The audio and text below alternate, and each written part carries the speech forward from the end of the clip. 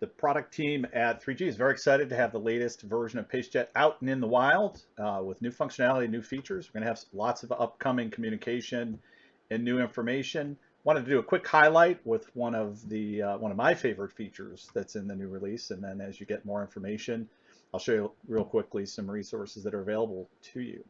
So as of this release, there's this very cool new feature where you can take advantage of some of the new rules, functionality that's in the application. In this case, we're going to affect how shipments are scanned and controlled for the process of shipping. So I'm going to add a new rule that's available now called Add a Custom Quick Search. So it's real easy to install the rule, and it gives you a quick description here of what we're doing. We're adding a custom search, the standard Z key that you scan and then you enter a field. This allows you to name a field that will be used to control your scanning. So for faster access to shipments with a custom ID, maybe it's a tote number, or maybe it's a planning ID that 3G helps you generate associated with your orders. You can do all that really quickly and easily.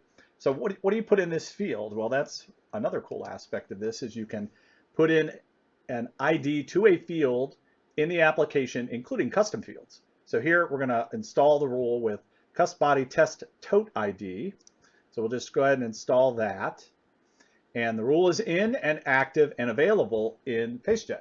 Now, how does that field get populated? Well, I went back here. Let's take a look at our ERP system. And in NetSuite, I've already gone in here and just added a custom field called test tote ID. And that's the field that has that internal name that you saw me paste in the rule.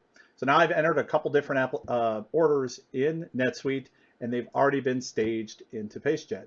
So the cool thing now is normally when you did a scan and ship and you would scan the Z key to do a search, you can scan and scan in the new custom field. This could be a tote ID in this case.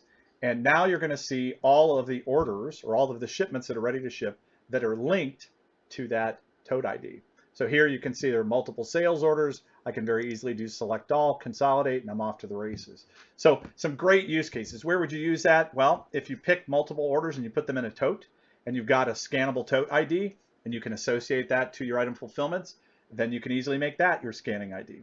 If you use the new 3G planning, the transportation planning, and that ID is attached to your sales orders and you want to pass that through to your item fulfillments and scan it, we can even create a rule, either scan that ID directly and look up the orders like you see here, or scan any of the orders in here. We could create another rule that allows you to scan an order and it will use that particular ID to look up all of the orders and then go ahead and consolidate them. So lots of great flexibility with a really pretty simple new feature and a nice new rule. It uses the power of rules to install that and gives you a really variety of use cases to drive up the efficiency in the application.